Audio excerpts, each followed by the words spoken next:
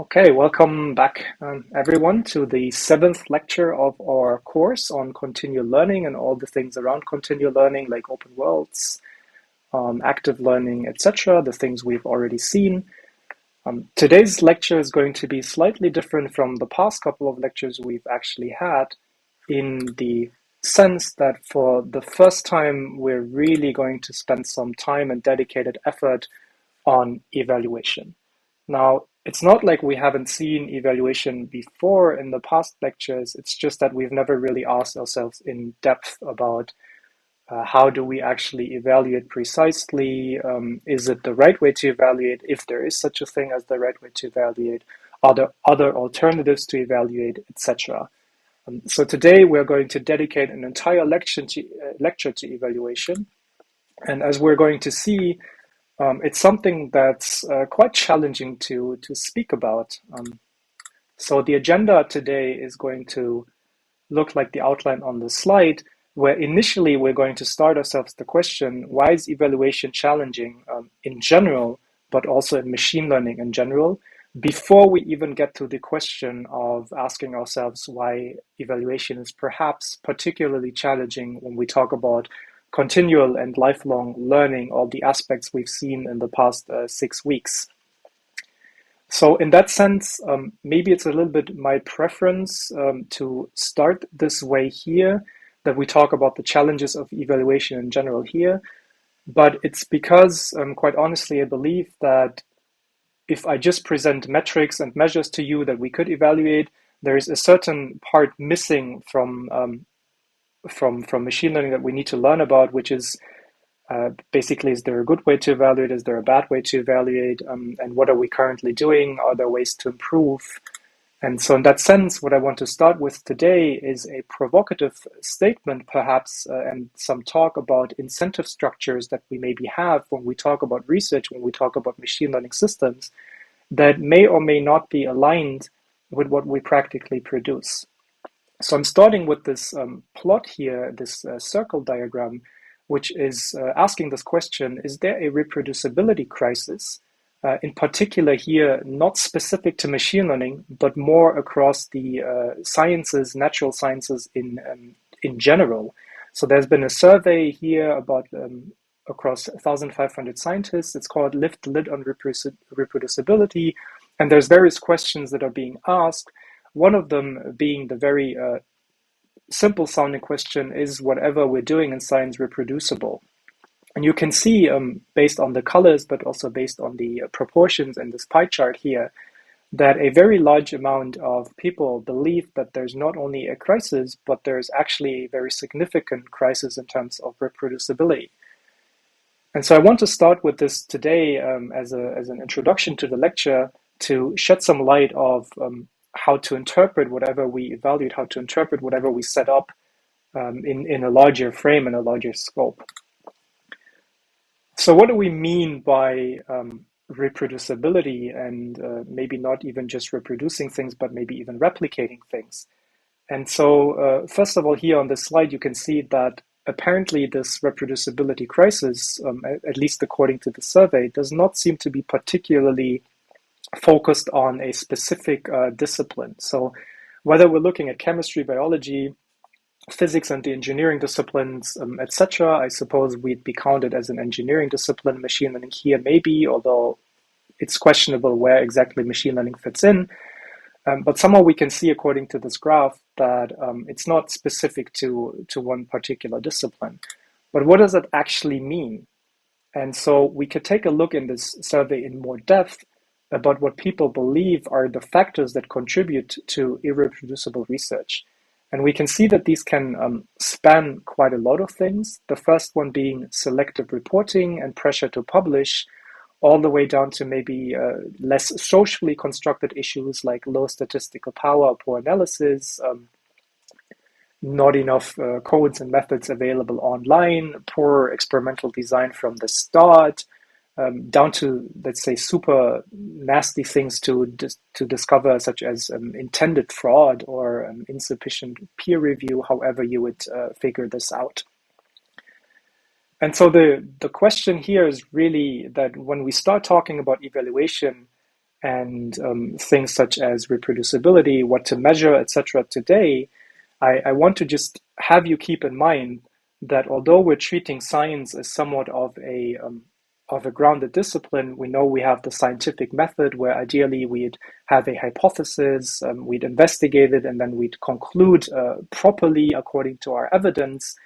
The unfortunate reality is that there are perhaps incentive structures in the world that may lead us on a slightly less purely scientifically motivated path, so that whatever we see in terms of evaluation setups and concluded insights and results, conclusions from it, may be somewhat skewed in unfortunate ways. This study, it goes to the point where people have even been asked to the question of, if you discover such a thing, such as like things being reproducible or things being not reproducible, have you tried to make this public, in a sense of, have you tried to publish this, depending on whether your reproduction has been successful or not successful? And you can see that according to these percentages, at least in these studies, the percentages are rather low, meaning that perhaps we do not spend enough time on thinking about whether whatever we produce is reproducible, and just having a general train of thought that even just successfully reproducing something is valuable, or even more so, unsuccessfully reproducing something is not just the question of making mistakes, but just the question of maybe the initial design of studies has been set out in ways that it's just very brutally hard to reproduce from the start. So maybe the perhaps interesting question, or the obvious question down the line with respect to the reproducibility crisis, would then be, is this reproducibility crisis affecting machine learning? And if so, in which ways is it affecting machine learning?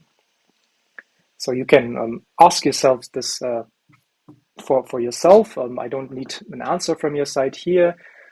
I suppose that many of you will now think that, yes, indeed, if it's so persistent across multiple disciplines, we'll probably have some crisis in terms of reproducibility in machine learning as well. And in fact, that seems to be the case, especially in particular areas, maybe more so than others. But generally speaking, there have now also been recent papers, recent studies, such as the quote displayed on the slide, that have found that both intrinsic properties, such as like experimenting with different random seeds, the environment properties in terms of setup, like the code we use, down to like extrinsic sources to tuning hyperparameters, and like sources of like other sources, can just contribute to like difficulties in reproducing baseline algorithms in machine learning. This particular study is about reinforcement learning, where the notion is that often, according to maybe randomly tuning the seed, or purposely tuning the random seed, other way around, you can potentially get some gains that are less due to some sort of large scientific insights, but more about tinkering, which, unless you specify this very deliberately, it just makes things hard to reproduce and hard to reach the same conclusions.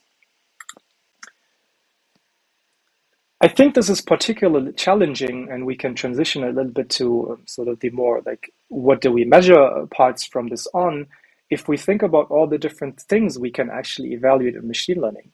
And so even before going to continual learning, before going towards the idea of having multiple tasks in a row, actively selecting data, etc., even in a static scenario, there are aspects of variation of interest that are not just captured by the quantity of the loss. So if we recall, in the very first lecture, we have started this course with this diagram, for example, on a benchmark analysis of neural networks for the ImageNet classification task. We've already seen that there has been a plot where on the y-axis there's been classification accuracy. On the x-axis there's been operations in terms of flops, so compute. And in these encoded circles, these colored circles, the size basically tells you how many parameters a model has. So naturally, these are just some of the aspects you can measure. together with the question of the research incentives we earlier had, the availability of code, the availability on the data a model has been trained on, and other assets, accessibility to it, maybe the ease of using code, down to the way of, is the comparison fair? Like, what does it mean to compare a big circle to a small circle? What does it mean to have a trade-off in terms of operation versus number of parameters? Which one do you prefer? To questions about statistical significance, which, for example, on this plot do not seem to be taken into account at all. Like, every model is just presented by a single dot. And so, long story short, I think there are various things we can measure in machine learning, and given the incentive structure of maybe publishing, producing something that looks good to the industry trying to market their products, there may be somewhat of a crisis in terms of evaluation in general, in terms of fairness of the comparison, in terms of like scientific properness of whatever conclusions we arrive. In today's lecture, we want to go a little bit more into how this manifests in continual and lifelong learning. First, starting with the idea of maybe going through the less controversial aspects of what are the dimensions of evaluation that we can have in continual and lifelong learning. How can we capture them in addition to just monitoring a loss? And then shining a little bit more light on this idea of why evaluation is not only challenging according to the last couple of slides, but why it's even more challenging in continual and lifelong learning, all the way down to how can we move forward. So I hope this introduction here, albeit a little bit off topic in the sense of continual like dimensions of evaluation, gave you a little bit of a perspective that whatever we're going to see should naturally be questioned, because it's not necessarily clear that the way we evaluate things, the way we present things, is always the proper thing that we should be doing. And with that said, let's recall, let's get a little bit more into the details of metrics, of benchmarks. Let's recall the scenarios, the types of scenarios we've seen so far. So if we think back of the couple of last lectures where we've had active learning, we've had catastrophic forgetting questions, we've had knowledge transfer questions. What were the types of tasks we've been considering so far? And the majority of plots here that I have shown, in fact, were either something like a sequence of well-known datasets. So you start training on one dataset, then you train on another dataset. A supervised version of this where you maybe start with a sequence of concepts, a sequence of classes from these known datasets, and then increment these classes over time. We've seen that we can sequentially query the instances of datasets like in active learning. We've seen sequences of games and reinforcement learning a little bit in these Atari game examples or languages. And we've talked a little bit in the beginning about sequences in terms of just distribution shifts when we talked about inductive and transductive transfer topics like domain adaptation, zero-shot learning, etc. The corresponding benchmarks kind of always looked something like this.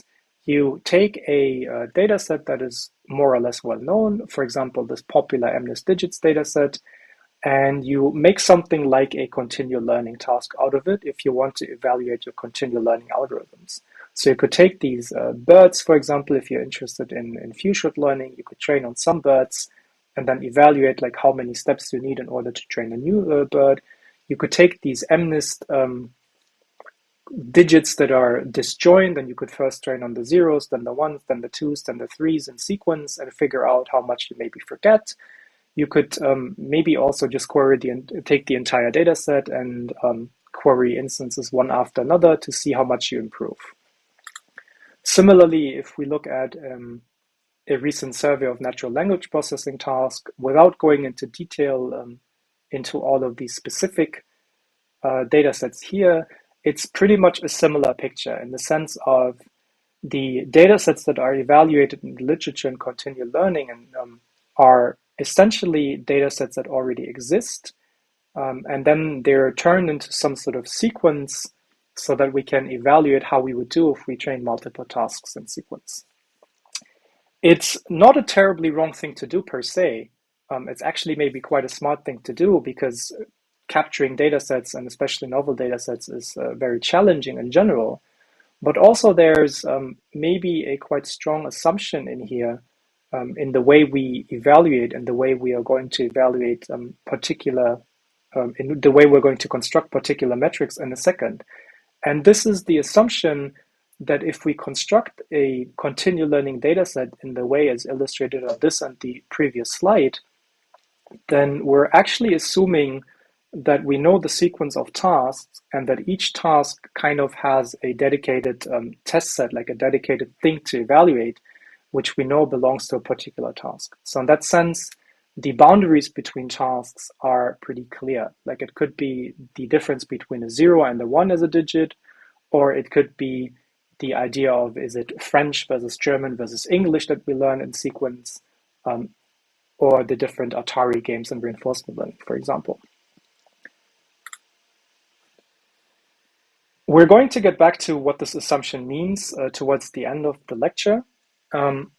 It will play an important role, but let's just assume that this is a setup in which we can, in fact, evaluate our continual learning algorithms based on the strategies that we've seen in the past couple of weeks, such as the active learning strategies and the strategies to prevent forgetting. And think about what now investigating such a sequence where we know that at any new task, a new part of the data set comes in, and we have a new test set to basically figure out whether we're doing well or not.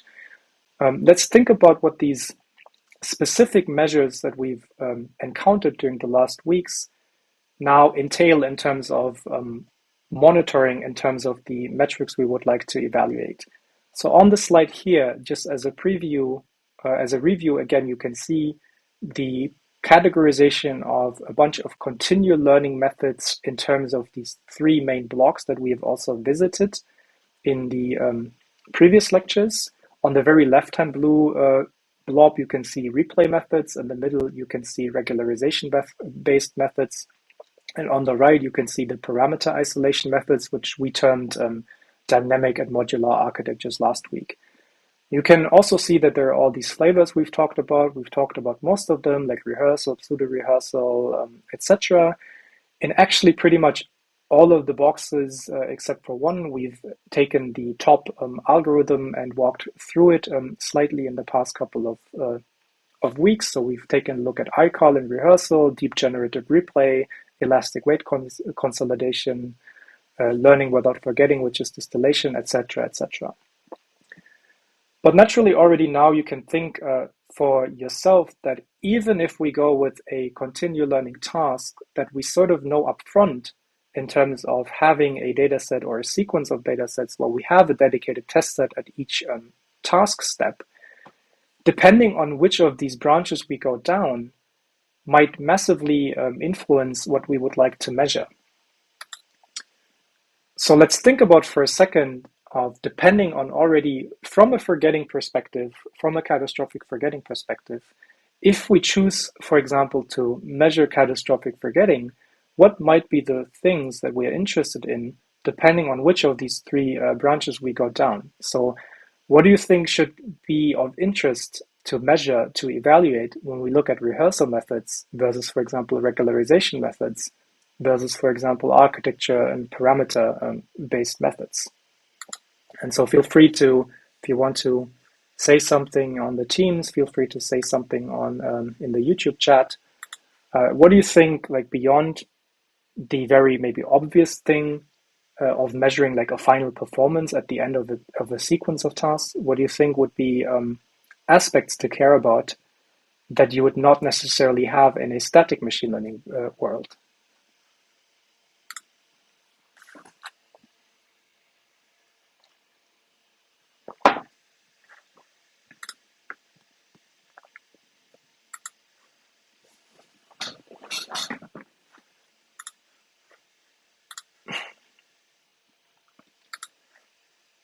Okay, as always, I'm leaving a slight bit of time for the delay of the YouTube chat to catch up. So we'll see in a second if someone says something. Just a reminder again, if you're watching this video recorded, feel free to stop at this instant and really think about what are all the different things that differentiate these three blocks of methods.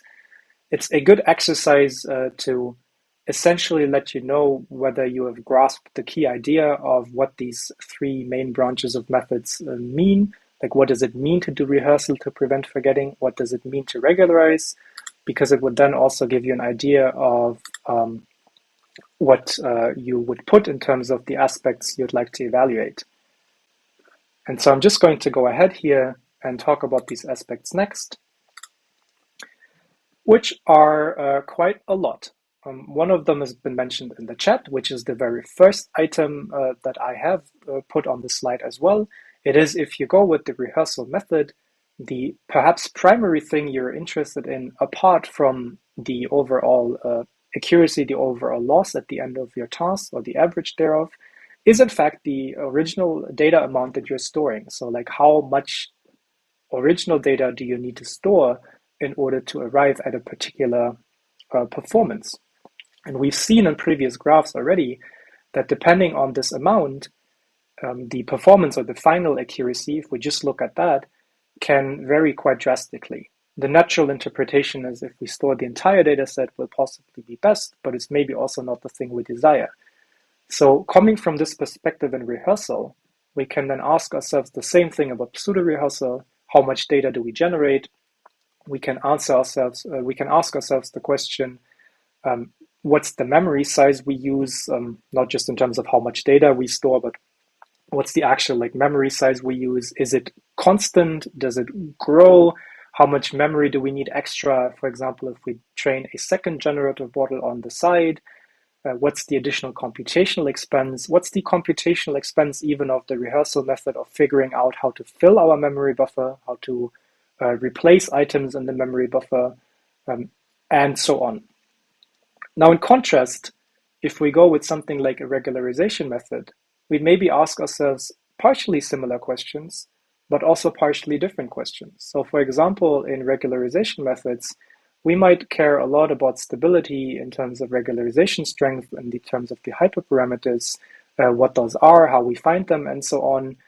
We might also maybe care about the memory and computational expense, but we would care significantly less so about the original data amount that we store, because simply we wouldn't store any. And lastly, if we look at the same picture on architectures and parameter methods in terms of growth, then we can ask ourselves, how many parameters do we use? How many number of models do we maybe use if we think of progressive networks where we add multiple columns? How many expert heads do we add if we go with an expert-based approach? What's the memory expense of this? What's the parameter expense? What's the computational expense?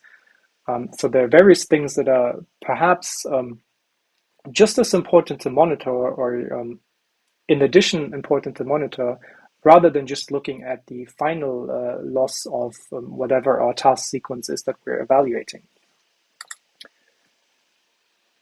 So in short, if we look at a continual learning task, or if we look at anything that is in the spirit of continuously training over time, taking a look at the final average loss seems insufficient. And I think we all agree on this quite naturally. The maybe less natural question is, how can we monitor, or how can we evaluate these systems in a way that doesn't just list a lot of things? How can we put them into relation? And so people have asked themselves the question of, can we propose metrics that take into account all these various influences, so that we can quantify the difference between these algorithms, both inside a particular branch of algorithms as well as across these branches. And we're going to take a look at those in the next couple of slides, starting perhaps from the easiest of them all, which is the question, do we care about the overall performance, or do we care about the performance at one point in the current time?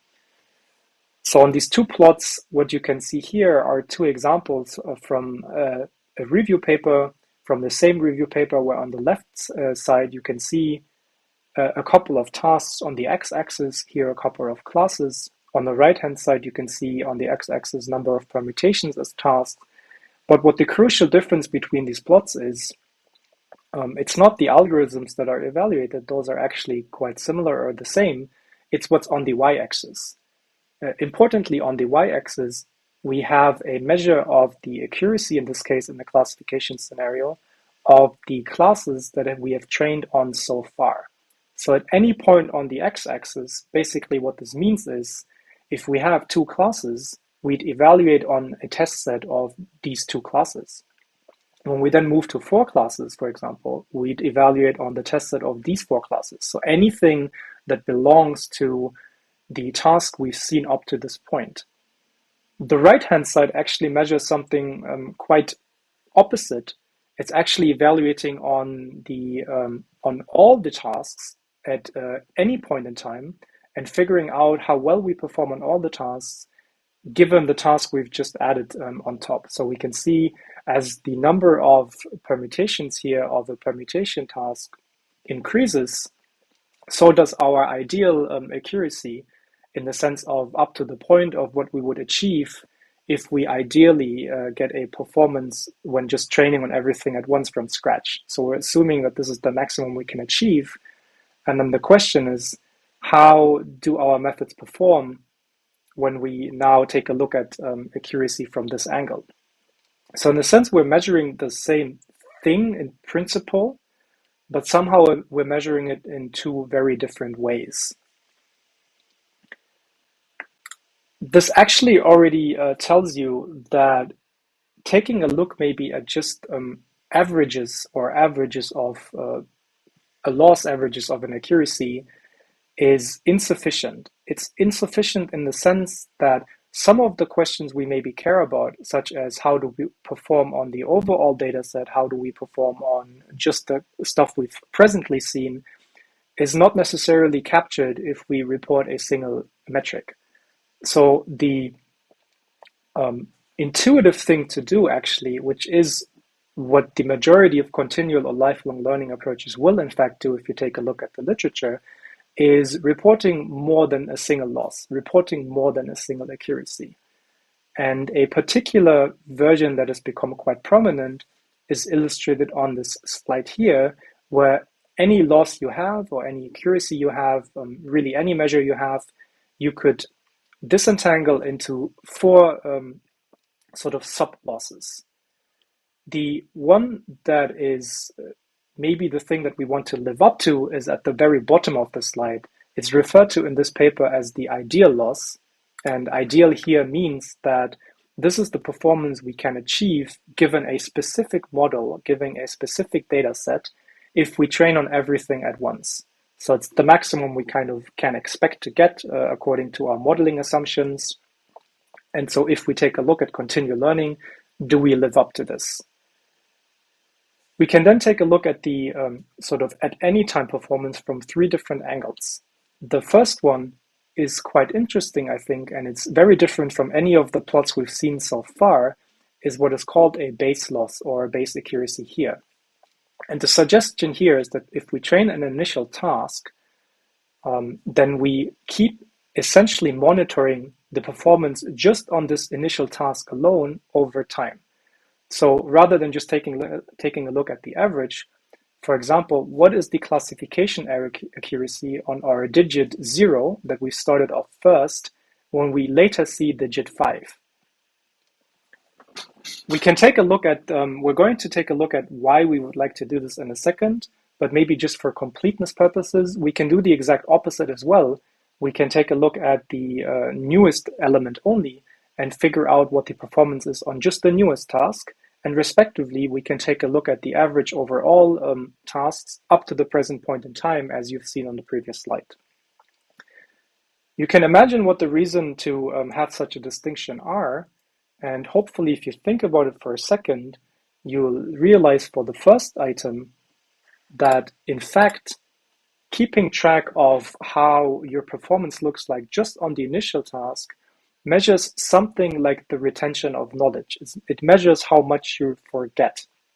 So if you start off with an initial accuracy, for example, in a classification task of 100% on your initial task, and you now measure at each and every single step of additional task how this performance alone behaves, you'll figure out that either it stays consistent, it stays constant, and you have no catastrophic forgetting or no forgetting at all. But if this one drops, then you'll realize that you're suffering from forgetting, and this is a way to measure it. Why is this a good way to measure it rather than taking a look at just the average performance?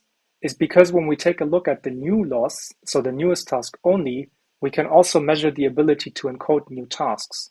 So in other words, if you think of 5 tasks arriving in a sequence, we've previously discussed that there's a problem, for example, if we're lacking in terms of capacity. So if we're lacking in terms of representational capacity, it might be that we're simply unable to encode a new task.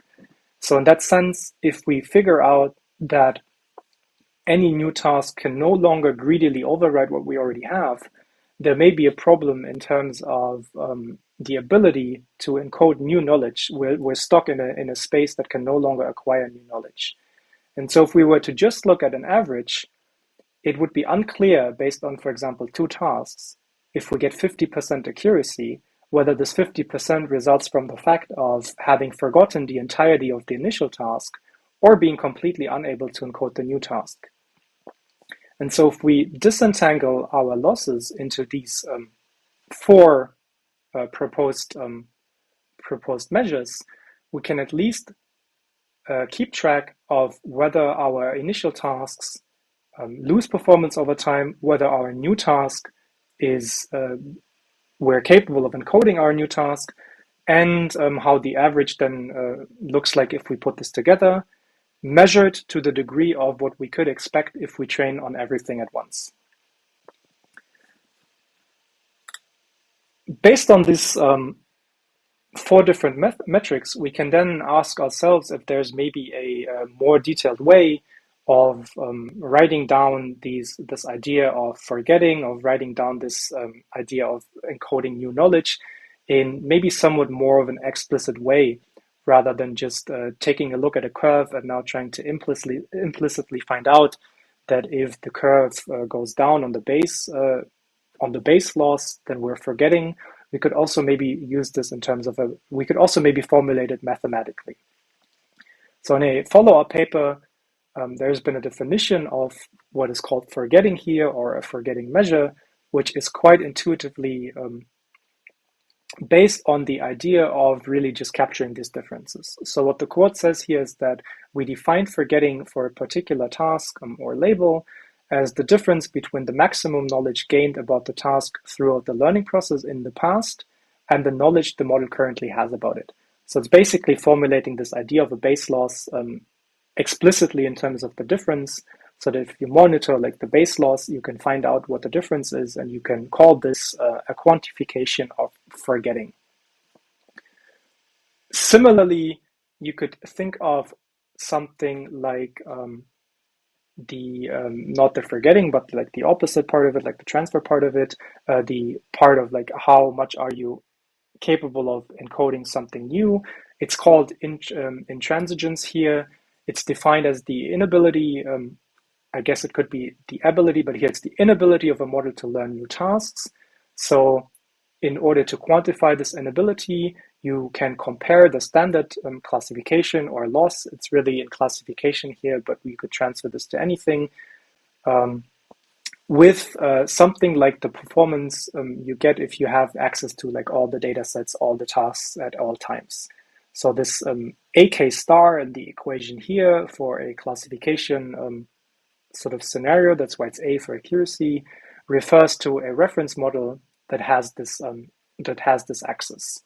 And you would then subtract the value that your current model has when you train on a sequence with this kind of idealized performance of a standard classification model, and you could then figure out if the model that you currently have, the performance of training on the sequence and then taking a look at this new loss, like just the part on the newest task, how that compares to when you were training a model standalone on this particular task index. So in that sense, maybe because it's hard to measure, that's you need a standard model to compare to. because it's not as easy to just conclude that if you, for example, gain 80% accuracy on a new task, it's just due to the inability to encode something new, because it's the stability plasticity dilemma, but it's actually also maybe partially due to modeling assumptions. So in this way, if you compare to like a standardized model that had access only to this task, you could compare how much, again, like in an idealized way, how much accuracy you could get, how much performance you could get. You could do the same in terms of not only forgetting and this intransigence measure, or maybe it's even more of the same but formulated in a different way.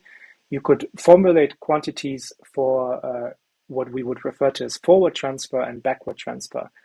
So forward transfer would be the ability basically to transfer knowledge to future tasks, like how much have your old task help the future task, whereas backward transfer is actually synonymous with forgetting if it's negative. Like if our new task influences our previous task in a negative way, we forget. If our learning our new task actually retrospectively improves the old performance, it's like negative forgetting, we're actually benefiting from it now. The mathematical definitions for these are also quite clearly formulated in terms of differences. The forward transfer is actually formulated in terms of the difference of a specific accuracy or a specific loss on a task subtracted by that of the random baseline. So in that sense, if we're encountering a new task and we're doing better than the random baseline, it's like zero-shot generalization, like we didn't need to learn anything new and we've already improved a little bit. So whatever knowledge we've already obtained actually helps our new task. And backward transfer, we could just take the difference between whatever we're currently at with in terms of previous tasks, and we can see how this like forgetting looks like. If you want to take a look at this on the top right side in terms of a matrix, then you could put the different experiences, the different tasks on a grid, and the one that basically looks at the bottom left, the one that looks in retrospect, is the backward transfer in light bluish. The one that looks at kind of the future that you haven't trained on yet would be the forward transfer part. You can generalize this maybe further if you think of this forward transfer and zero-shot learning. You could maybe extend this not only to taking a look at the end of a specific task, but you could take a look at the end of a specific step. So something you could now say is that rather than taking a look at forward transfer alone, you could take a look, for example, at B-shot performance, where B is something like the mini batch number after the model has been trained on like a specific amount of tasks. What is your performance based on B mini batches? And you can quantify this maybe better in terms of the area under the learning curve if you want to plot it completely, where you would have a sum or an integral over this quantity based on the amount of batches you've seen, where if you have seen 0 new batches, it's actually equivalent to the forward transfer definition we've had on the previous slide, where it's essentially measuring zero-shot transfer. But you could then also ask yourself, like, what if it's one shot, like I've seen one additional batch? What if it's two shot, I've seen 2 additional batches, all the way to basically evaluating this entire integral over the full data set if you're going back to like this complete sense of tasks. Lastly, you can now, this has been a lot on losses, you can ask yourself now the question of, okay, but what about rehearsal strategies? What about architecture strategies that do not only, where we don't only want to measure forgetting, where we don't only want to measure knowledge transfer? What about ways to measure the effectiveness or compare the effectiveness of these approaches? And the suggestion here is, again, maybe of rather simple nature, but effective, is that instead of taking a look at absolute values in the sense of, oh, we've now added 5 megabytes of memory, or we've now stored 200 examples, or we've now stored 50 additional parameters, the sensible thing to perhaps do is to take a look at the ratios of where we started and what we're adding. So in that sense, we could take a look at sample storage size efficiency, for example, on the very right, which quantifies the stored amount of data in any sort of rehearsal way, by taking a look at the ratio of how much we store in terms of data in contrast to how much we've observed up to a given point in time of the real data in the tasks. We can formulate the exact same thing in terms of add, multiply computational performance. We can do the same thing in terms of model size efficiency, where we measure based on the parameters that we've started with, how much we've added, how many more parameters we have, so that we can keep it in terms of ratios. It's not, to be honest, the ideal way to go about it, because again, for example, if we take a look at model size efficiency, then naturally, if we start with a very large model, then this fraction may look much better than if we had started with a small model. But at least it's starting to get into a way of measuring things that gives us a grip on having an idea of what else to measure and how to compare beyond just taking a look at the final accuracy or the final loss after we've observed a bunch of tasks. Now, there are plenty of other interesting ideas of what to measure, and I thought about in how much detail I want to go through with you. I have decided that I would stick to the couple of measures you've seen on the last slide, going through them in a rather fast way, according to reasons we're going to explore in a second. But I just want to mention that there are, in fact, multiple versions of metrics of measures that have been formulated to quantify forgetting, to quantify knowledge transfer. The ones that you've seen so far are possibly the ones that are most popular, that have found the widest support in the literature, especially the backward forward transfer measures and the forgetting metric. But more importantly, let's maybe talk about how whatever we've just seen is going into the right direction, but why it's really challenging to now evaluate and come to conclusions based on the metrics we've just introduced. So we've started with the idea that measuring a final loss in continual learning kind of doesn't really tell us a lot of information. Like, it doesn't really tell us how much we forgot or how much we were unable to encode something new. We've tried to disentangle this into separate loss terms that maybe clarify this to us in a much better way. We've then also said that, okay, but if we use rehearsal, there's also the question of how much data do we store. If we use architectures, there's also the question of how many parameters do we add, like how much do we modify the architecture. But at the same time, this now lets us go into a situation where essentially we're confronted with the question of what should we report now? Like, we have so many different metrics now, we have so many different measures now, that how do we start comparing and drawing conclusions by being now forced to take a look at various metrics and various setups? So on the slide, based on the same paper that we've previously seen that has suggested these metrics, we see one particular table that has taken a look at 3 data sets and a bunch of models we've also partially explored in the lecture. And it reports all the, or let's say a good subset of the metrics we've just discussed in this table. So we can see, for example, that we have a multi-layer perceptron here. We have the elastic weight consolidation. If you recall, it's a regularization strategy where we try to let a particular portion of parameters adapt more slowly. We have the pathnet in here, which is the idea we've talked about last time, that you train a large model and you maybe try to find subpaths. And naturally, these will not only perform differently, but they'll also come with different assumptions. So first, what you can see here is that depending on different tasks, like for example, a data permutation task, an incremental classification task, or a multimodal class where you don't only have like images and audio and text and so on, but you have like multiple modalities, you can first see that one strategy will perform naturally differently across these different tasks. But also, I think more importantly, there's no clear winner. Like there's no single method that clearly outperforms all others in every aspect, especially if you now start going into the details of these methods. So for example, if we take a look at the MLP on the incremental class column in the center, we now see this base, new, and all accuracies disentangled here. We can actually see, not surprisingly, because it's a multi-layer perceptron and neural network that just gets greedily optimized, that is going to catastrophically forget. So it's going to have a base loss that's very close to zero in the sense of we've lost everything we've initially had.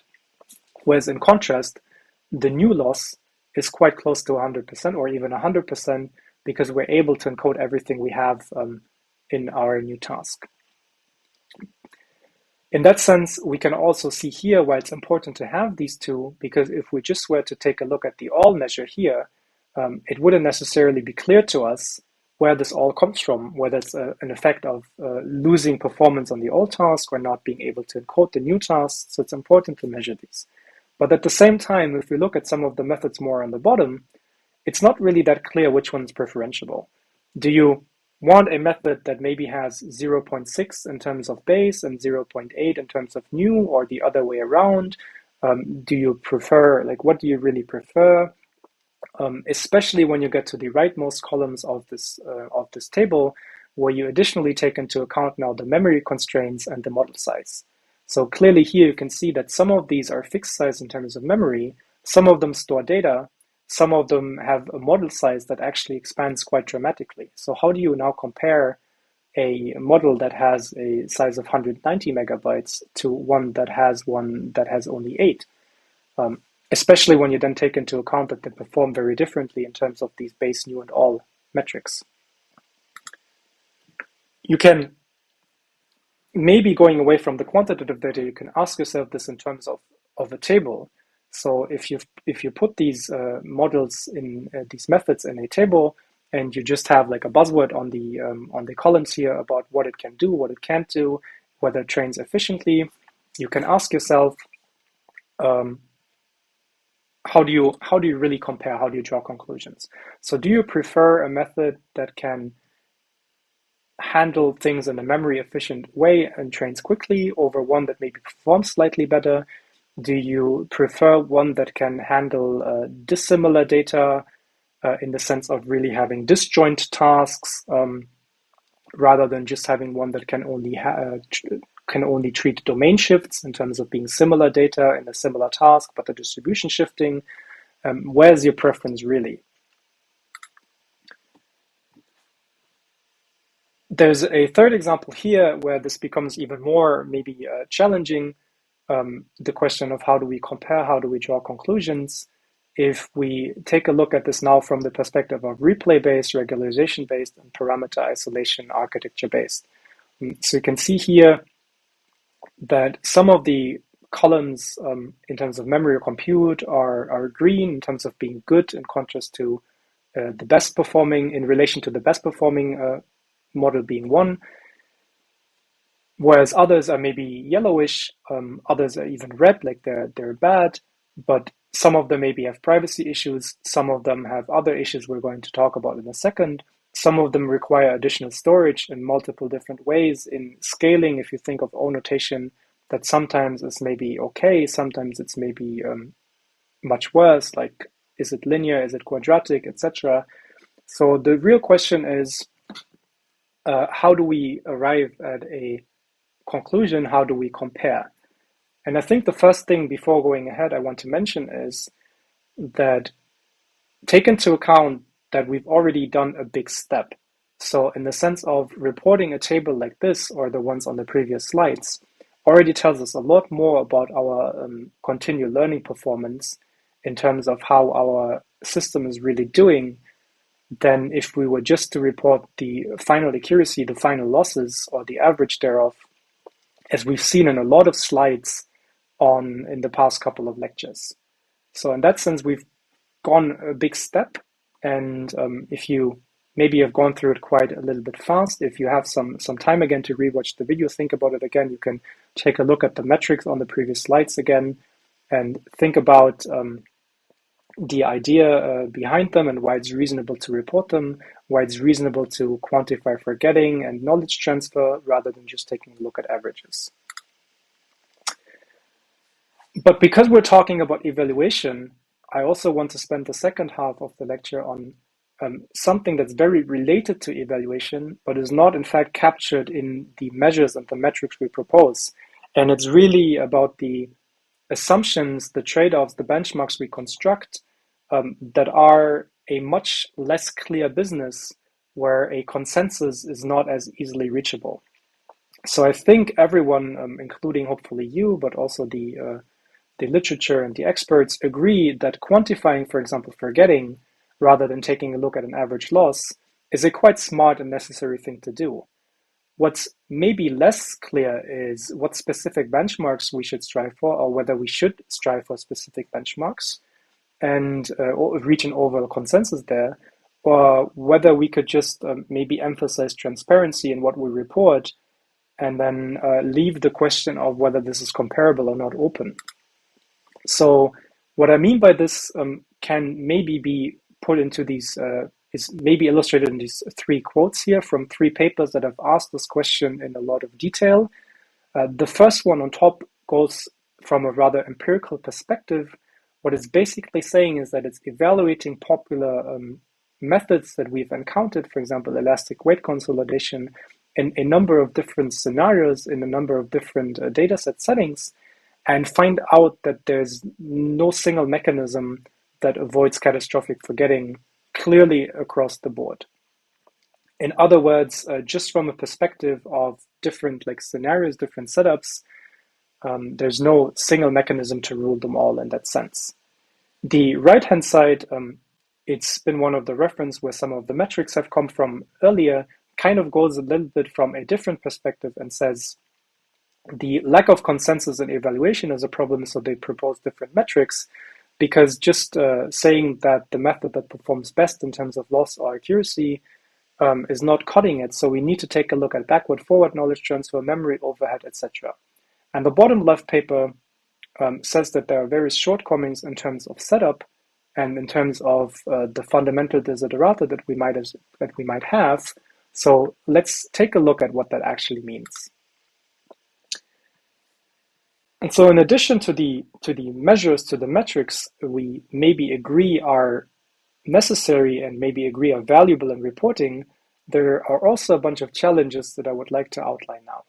One of them is the challenge that we've maybe avoided for a very long time now, which is the challenge of defining what a task is. We'll find that this definition is quite tough, actually. I think I don't want to use the word impossible because impossible is a very strong word, but maybe it's even ill-posed in the sense of introducing a specific definition of a task. There have been propositions in the literature based on sort of paradigms that have previously emerged. We see one of those on the right-hand side on what is called table 1 here from a recent survey paper.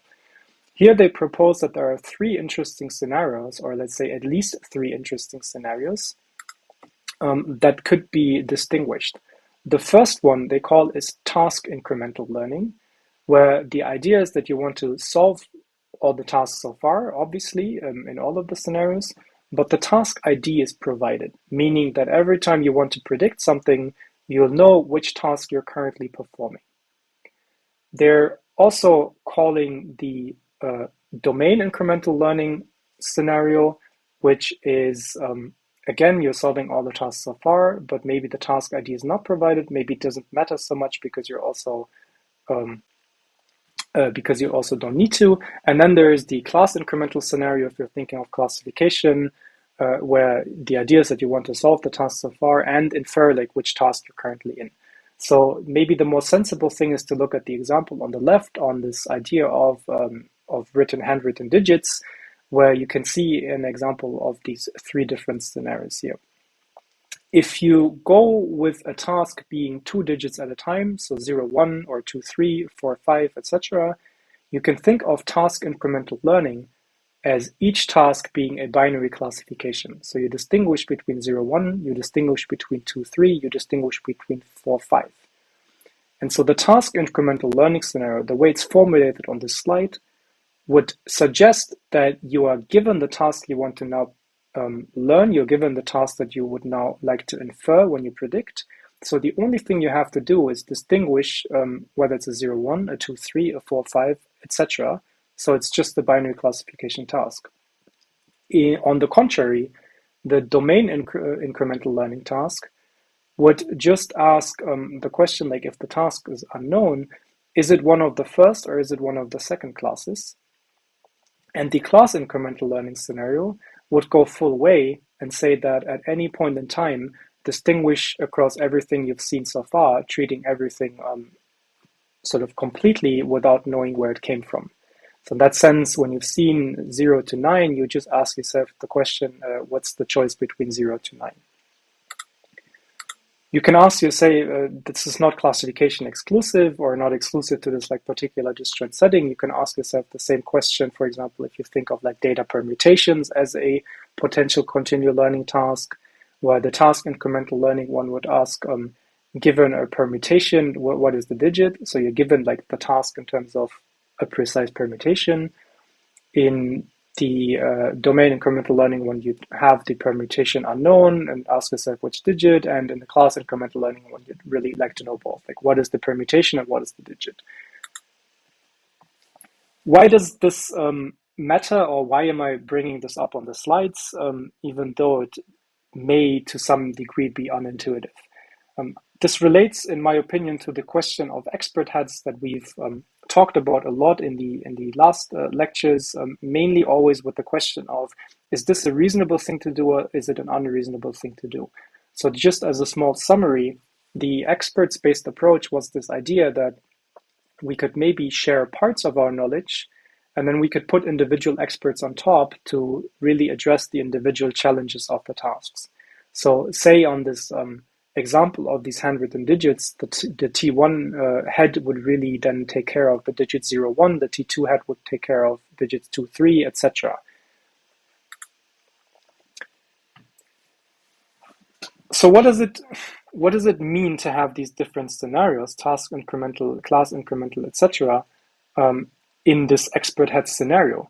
So let's recall that task incremental actually said that when we infer, we're provided the information of which task we're currently in. And basically, in this classification example, we'd only be left with a binary classification perspective. So on this left-hand plot on the top, which is called figure 5 from a paper, we can see this based on a 5-task fashion MNIST example, which is categorizing fashion items in terms of classification, again, in these like disjoint pairs. And what you can see here is each of the methods that's explored here, generative replay, variational continual learning with or without course sets, we've seen this performs quite reasonably well. On the right-hand side, you can actually see what happens when you go away from such an expert head scenario and say, we don't have multiple expert heads, where we know which one we want to use, but we actually say we only have a single head, and now the task is also to figure out, given a new input, which basically what to predict. Or if we want to go with the expert idea, which expert head we should use without someone telling us that information. You can interestingly see that all of the methods actually degrade a lot in terms of performance here. Like they become significantly worse. Some interesting patterns emerge. For example, for variational continual learning, it seems that the course set part is the only thing that really matters. Elastic weight consolidation, it looks like doesn't work at all. It just decays the random performance. And generative replay, maybe because it's a rehearsal strategy, again, performs reasonably well, but also decays further. We can see this from a perspective here in the different paradigms, like in the different ways of thinking about like regularization, replay in a table here, where just this assumption of is a task ID, for example, provided, are you allowed to use expert heads versus not, seems to make a very huge difference. So on the same task of incrementally classifying here, given the idea that you really take these tasks as separate and saying we're now in this task versus that task, in contrast to just basically concatenating the tasks and figuring out that there's no such thing as like a task ID that you're given magically by a human, you can see that the performance varies rapidly, varies dramatically. In particular, you can see that regularization approaches seem to have a tough time as soon as you strip away the task labels, whereas replay-based methods maybe perform a little bit better because, well, you're really just storing exemplars which don't really care that much potentially about this fact. But also in that regard, the reason why there are, for example, minuses in this table is that somehow people have crafted these different assumptions of, for example, is there a task label available? Is there not a task label available? That lead to the fact that specific methods may be very tailored to a specific assumption here. So in that sense, if you think of iCarl on the very bottom, where the idea is that we want to store exemplars, maybe iCarl only works on the class incremental learning scenario because we need this classifier really, if you recall this nearest mean classifier, to populate our memory buffer. And so maybe as soon as we go into other scenarios, this method doesn't really work anymore. And that is quite problematic. And it becomes even more problematic if we then think about the hyperparameters that we may potentially need to select and continue learning. So there's a question in addition to how we set up the task sequence in terms of, do we know what task comes next and do we have a label for it? Do we, when we predict, know what task we need to predict, or does the model need to learn it itself? We also are faced with the question of, in a sequence of tasks, how do we pick the hyperparameters? Do we do something like on this slide, where we maybe loop through a bunch of tasks first to figure out in a cross-validation setup the correct hyperparameters, and then we do another loop on the things we're interested in to do the actual sort of evaluation and training? Or do we do something else? Do we pick an initial set of hyperparameters and hope it just magically works well? But interestingly, and I hope this is clear, the way we set up the entire evaluation maybe has a much more dramatic effect than, not maybe it's clear, but it has a very dramatic effect in the sense of we should really be cautious here so that when we read or when we see a result report, we need to take care of how to interpret it. So here on this left-hand side, you see a plot actually of elastic weight consolidation and synaptic intelligence. If you recall, it's one of the first methods we've seen in the continual learning lecture, where the idea was that we could identify important parameters and partially maybe freeze them or let them learn very slowly by having this additional loss term that regularizes the important parameters to avoid deviating too much. And of course, this regularization term has a hyperparameter, namely the regularization strength. So we've talked about the idea of plasticity versus stability or sensitivity trade-off and how to set this. So the key notion was that if we set this too large, then maybe we'd constrain our parameters so much we'd not be able to learn something new. But if we'd set this too small, maybe we'd not really be able to prevent forgetting on our old tasks. What you can really see on the left-hand side is that picking this parameter seems to be very, very challenging. So on all of these plots, you see the average accuracy on the y-axis in these three different settings that were defined. First one, like task ID is available. Second one, domain incremental. Third one, really just classifying all the classes in a concatenation. You can first of all see that picking this parameter has a quite crucial influence. So in that sense, you can ask yourself, how reasonable is it to pick a hyperparameter based on the entire sequence up front? Is that really continual learning, or do we need to pick one on the initial task, then stick with it throughout, knowing that this may be a really horrible choice? And even worse, depending on the scenario, it seems that different hyperparameter choices are reasonable, whereas the same sort of parameter choice in a different setup would perform very, very poorly. So something people have then asked themselves is, if it's less maybe about the metrics report, but more about the assumptions and how we set up our evaluation rather than what we evaluate, then can we reach some sort of consensus here? Can we agree on what is important, what is not, what we should have in terms of setup, so that whatever we do actually measure in terms of knowledge transfer, backward transfer, forgetting, etc., is relatable and is meaningful? There have been a couple of suggestions here that I'm going to go through with you. I'm not sure I agree with all of them, to be honest. I'll go into detail more later of what I think is a good alternative instead. But just let's go through these suggestions, and you can think about whether you think that's something that's reasonable or whether you think that's something that's not reasonable. So some of these suggestions from one of the more recent works is this idea that there are 5 criteria that we should absolutely care about when we evaluate continual learning systems, when we design continual learning systems. And that first of all, that whatever tasks we pick, there's some sort of resemblance. In the sense of, why should we continually train a model across multiple tasks if they have nothing in common? Like, if tasks have nothing in common, just create 2 different models for it. The second, maybe partially related thing to that is, we would like to have a shared output head. So let's not go with this expert-based approach where we then ask ourselves the question, like, which expert do we need to use for prediction? Because really, if we say that our tasks are related, why not also use a related prediction?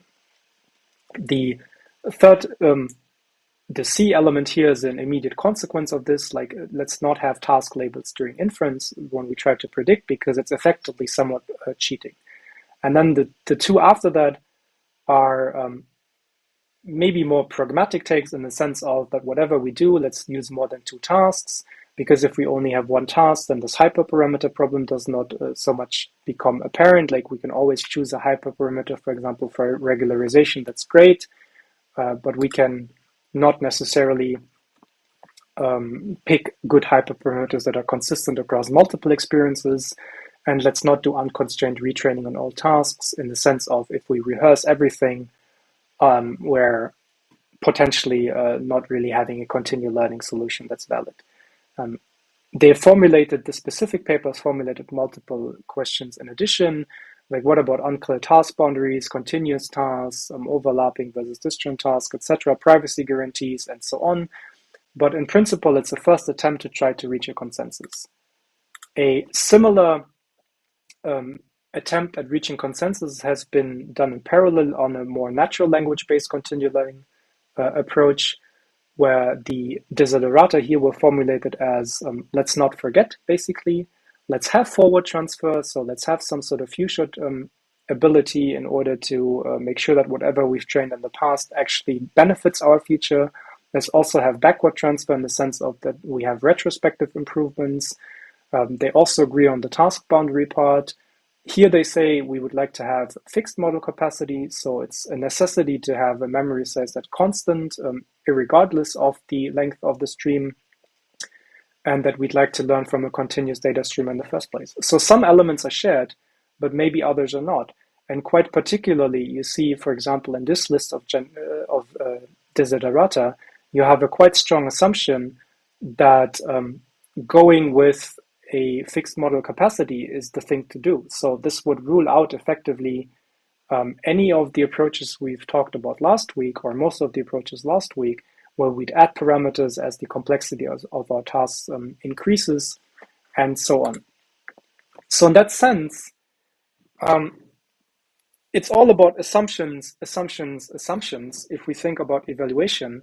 And it's a little bit unfortunate, and I wish I would have a presentation that's maybe more clear and more interesting to you here, but I think it's a message I want to portray quite clearly, so it's hopefully more important for you to see that this is an area that's very much, I don't want to call it a mess, but very much under construction still, in the sense of that while we have some idea of metrics we can use to measure all the different facets of continual learning, there's very little amount of consensus about which one of these are more important than others.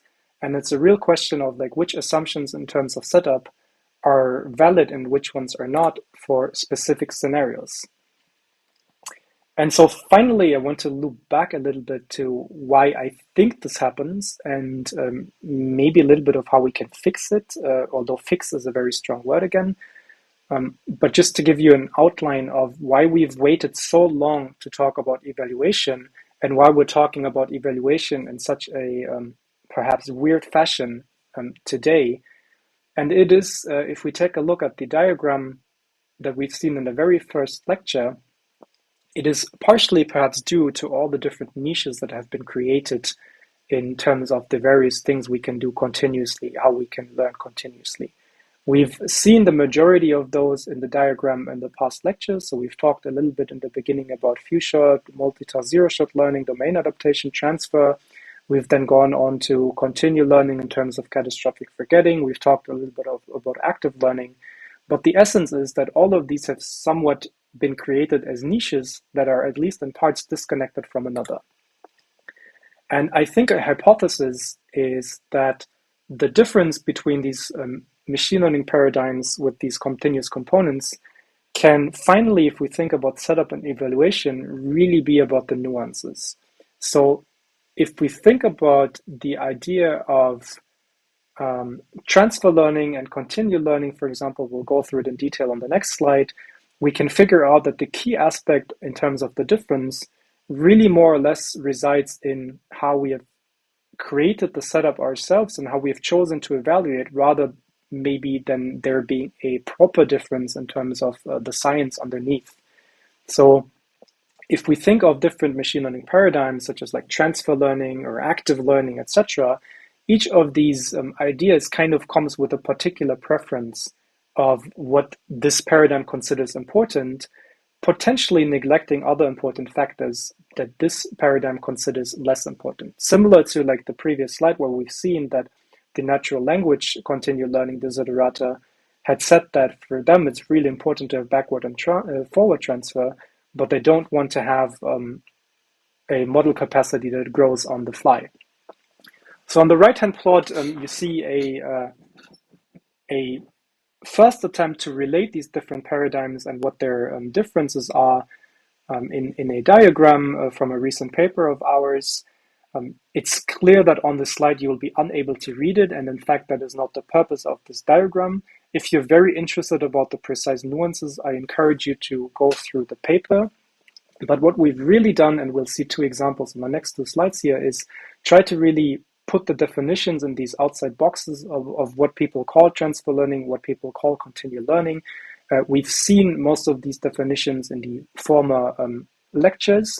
And then on the arrows in between, we've tried to really pinpoint the difference of what it takes to move from one thing to another. So as an example, if we think of the very first thing we've seen in the lecture, which was transfer learning, we've had this definition by Pan and Yang that has, first of all, defined what the domain is, but then has also said that transfer learning is very much about given a source domain and a learning task, a target domain and a learning task. Transfer learning aims to help improve learning of the target predictive function. And so if we compare this to what maybe people call continual learning, then we realize that there's very little perhaps in the difference in terms of setup here. It's all about the assumption about what matters in the end, which is that in transfer learning, we only care about the target task, whereas in continual learning, maybe we only care about removing forgetting, or maybe we care about both, but the difference is kind of down to not the way we've constructed the task sequence, but maybe more about the fact that what we consider is important for evaluation. And similarly, we can ask ourselves the same question with active learning, so where the idea was to query, and the idea here was that in the way we evaluate like the continuous sequences, we'd figure out a plot, a diagram where we can see that our query function, our acquisition function performs better than another one, where we don't care so much about whether we revisit old data, we accumulate data sets. So if we wanted to transfer this to continual learning, there's no real reason to not choose data instances actively in continual learning and care about forgetting at the same time. But somehow, because it's convenient and because it's reasonable to create niches, a certain emphasis has been made that in active learning we care about different things than we care about like what people refer to continual learning. Although in principle, in my opinion, if we think of what a system should be able to do overall, there's not really that clear of a difference in terms of this is more important than the other thing. So in all honesty, and maybe that's perhaps a little bit of a sad take and a sad conclusion for you, but hopefully just again shows you what the state of the current affairs is. It's just really challenging to assess continuous and lifelong learning systems right now and figure out whether one system is preferable over another one, which one is really better. It depends a lot, I think, on what we are interested in, what our preferences are. So a natural question is, if we acknowledge for a second that we are in somewhat of a mess, how can we perhaps move forward nevertheless? So just as a small summary before we do that, we do perhaps acknowledge that there are ways to measure different aspects of continual learners, of machine learners in general. We acknowledge that there are more things we need to monitor in continual learning than in static machine learning. But we've also just recently seen in a very, very brief overview that assumptions can rapidly mess up our comparisons in the sense of not being relatable anymore, heavily modifying these numbers and it rendering it unclear what we can actually conclude. So how can we move forward nevertheless, knowing that the metrics we have proposed, like forward, backward, transfer, and forgetting, are something that we're interested in? And I think the points I want to present here are not really solutions. In all fairness, I think if you as students have solutions to all these problems of how machine learning and continual learning becomes reproducible, becomes fair to compare, you're possibly at the state-of-the-art level of the next wave of researchers. So I encourage you to think about these questions. So in that sense, I'm not presenting solutions. I'm maybe presenting suggestions of how to improve the current state. Something that has recently been started here is to include, for example, a checklist with every paper, with every research output, with every system that you create that has been introduced, for example, in a neural information processing systems conference, where we try to just have a checklist and some statements about the incentives, the presentation parts, and other aspects. So if you look at this particular checklist here, it mentions things like, do the claims reflect sort of the paper's contribution? So going a little bit on the side of like wrong incentives, trying to oversell your work. Do you discuss the limitations, potential impacts of your work? If you have theoretical results, are the assumptions stated? Do you have proofs? If you go on the more empirical parts, you go towards, did you include like the code, the data, instructions, how you could achieve the results? Do you really specify all the training details? Like, do you make it apparent how the hyperparameters have been chosen? Are the results statistically significant? What kind of compute have you used? How much, etc. All the way down to like, what existing assets, datasets do you use? Have you done like human studies? Were they ethical, etc.? So it's less of a way of telling people like what is the right thing to do, because it's hard to do that. It's more like encouraging people to think about all these aspects and take them into account and make them open. And in that spirit, there's been a recent reproducibility challenge that now happens more often, where you can maybe also participate in the future, where really the idea is to take existing works and rather than just assuming that they're all nice and true and scientifically grounded, the idea is really to take them, reproduce them, and write a report on it to see maybe that there have been some factors that are not taken into account in the write-up or in the system. I want to conclude with like 4 other efforts that are quite complementary to this, which I think go nicely along this line, just to give you an illustration of really how difficult evaluation is. And again, maybe I apologize a little bit if this presentation is slightly confusing and having a little bit less of a straight line in terms of here's the way to think about it, this is what we should do, these are the metrics we should do. But I just think that it's a good idea for you to learn about all these efforts so that you can gain a better understanding of machine learning in general and continual learning. So the first two things are dataset sheets and model cards. Now, a dataset sheet is essentially a write-up that encourages to specify the motivation, composition, the collection process, pre-processing, all the steps, maintenance, ethical consideration that have gone into the construction of a dataset.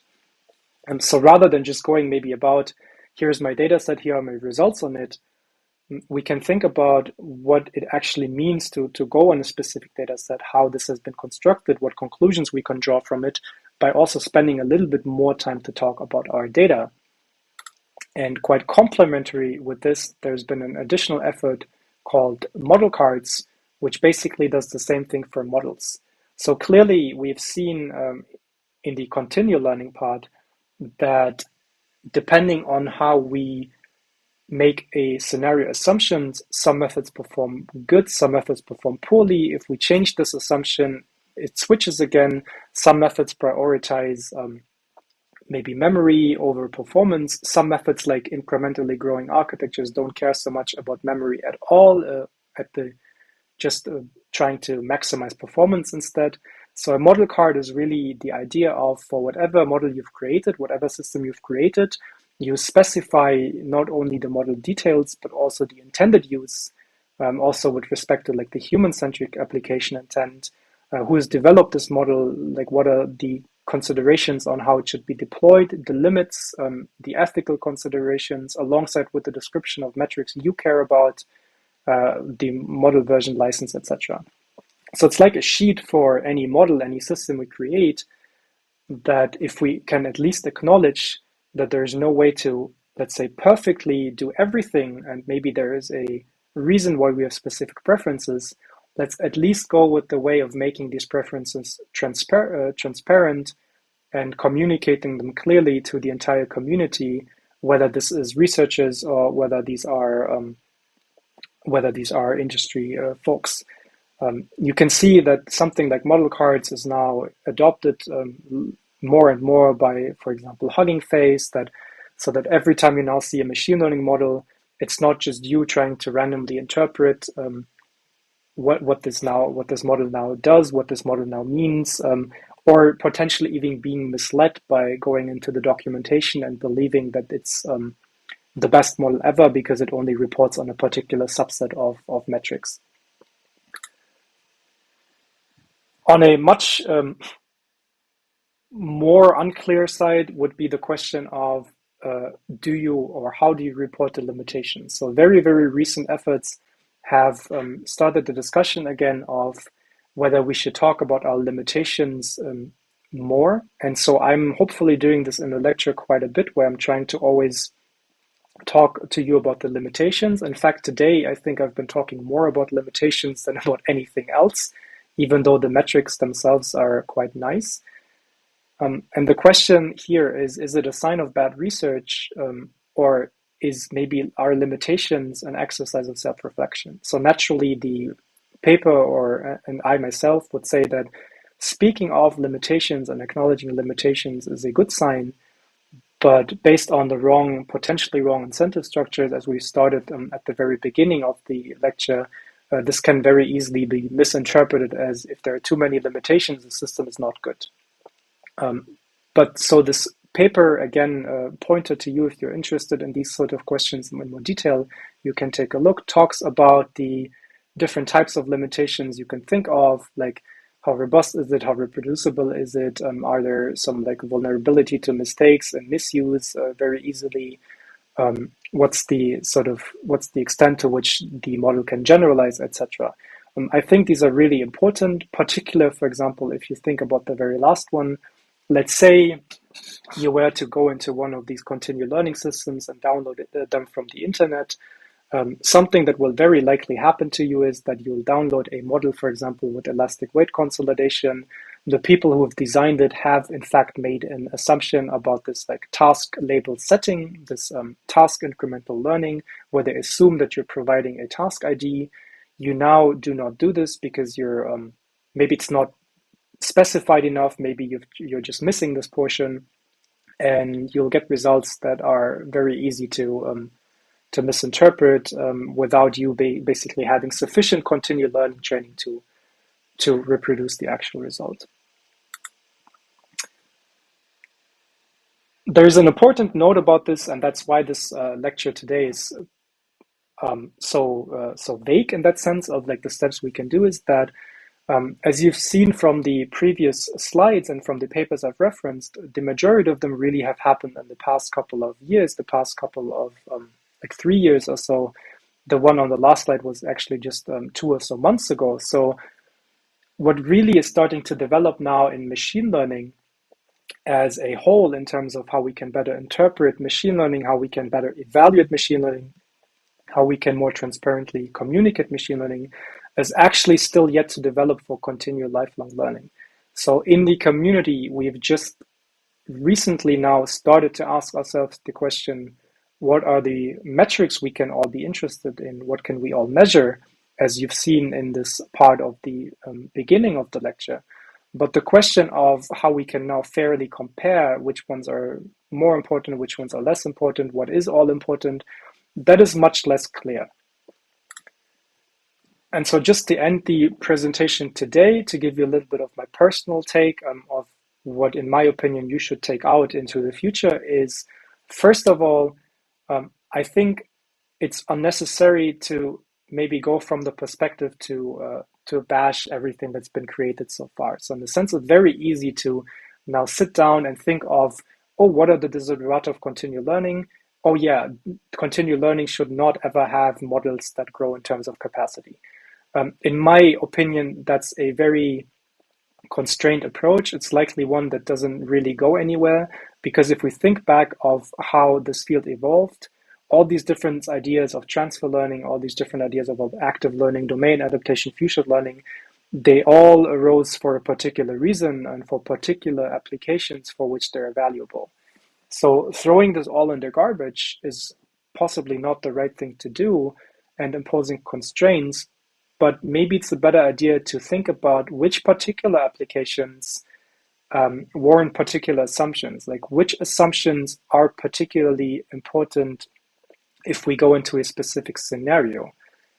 And that said, I think the primary move forward, in my opinion, as a solution, whether that is a satisfying solution or not is a different question, is to go a similar route as what model cards and dataset sheets and these limitations sheets are already pushing. And it's the idea that instead of trying to rigorously constrain a fixed set of desiderata that every system should have, maybe it's more about making the inspiration and the setup transparent, promoting really the comparability, like speaking openly about all the facts that can and could go wrong, all the emphasis you have placed, all the things that you personally consider more important than maybe other people could consider. We have tried this as a first step, inspired by like model cards and dataset sheets for continual learning as well, in something that we call the Clever Compass. It's called the Continual Learning Evaluation Assessment Compass. It's essentially, again, such a form of sheet that tries to just visually categorize each and every single method according to the assumptions they make, according to the measures they report. And we'll just go through this in the last 3 or so minutes in brevity again, just to give you a sketch of the idea, because I don't think it's, while of course it's my work, I don't think it's like the only way to think about it, so I don't want to impose this view on you, but I just want to sketch this as one idea to figure out a direction that we could go in terms of promoting transparency. So in this Clever Compass that you see on the right, we've basically started with a radar plot, like a star plot, where on this, what we call inner level here, you'll see that for a particular method in color, you can mark on these axes which paradigm you've sort of drawn inspiration from, like which continuous setting configuration you consider. So for example, do you make a mark at you're using multiple models? Do you make a mark at you're using an episodic memory in terms of rehearsal or being generative in terms of pseudo rehearsal? Do you take into account active data query, etc.? There are some aspects on here like open world we'll talk about in the next week. But in general, these are more or less the items we've talked about in the last couple of lectures, including today. There's a important distinction that we make here, which is the distinction between being supervised or unsupervised, which is like this inner and sort of outer ring on this star plot. Arguably, if you go on the outer ring, that's unsupervised, because unsupervised technically is possibly the harder thing to do. Like, you can always include a supervision signal of someone labeling all your data. But we think it's important to mention this, whether you can do something in an unsupervised way. Perhaps slightly unintuitively, this level of supervision, we've argued, is not a property necessarily just of the task. So is it like a classification task or a density estimation task? But it's actually a property for each and every one of these assumptions. So like we've seen maybe in episodic memory, we can have the idea of extracting exemplars and populating a memory buffer in iCarl, where we require a classifier to calculate like the nearest means of classes in order to populate it, which is inherently supervised. Or respectively, we could randomly sample, maybe like in the GDUM, the greedy dumb learner that we've seen before, which would be unsupervised, irrespectively of whether the task itself we then later solve is supervised or not. And finally, in an effort to like full transparency, to figure out whether what the particular focuses are that people said that different methods report, we've put on this like very outer level, this like ring that you have here with the text that says, for example, forgetting, forward transfer, backward transfer, etc. We've marked for each method in a color rectangle whether this is a quantity, a measure that a particular system reports and cares about. So in that sense, for example, if forgetting is a measure that's being optimized, that's being taken into account and reported, you put a color blob there. And so I think, interestingly, on this Clever Compass example here, which is a nice wrap-up maybe of the presentation today, is that these 5 methods that are illustrated here in these 5 colors, they're actually reporting on the same set of incremental classification tasks. They are, however, not necessarily reporting the same thing, and they're also not necessarily in the same setup, in the sense of some use episodic memory, some use generative rehearsal, some do active data query, some do not, and so on.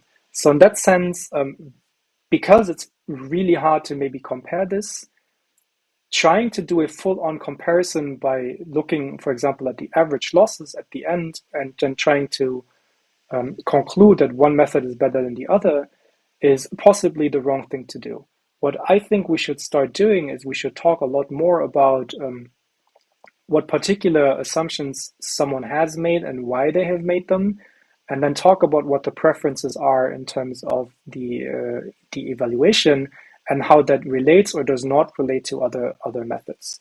So it's not very easy for me, to be honest, to figure out whether the green method is better than the yellow method, or whether the pink one is maybe the best, because it does not just depend on what are the measures that are being reported.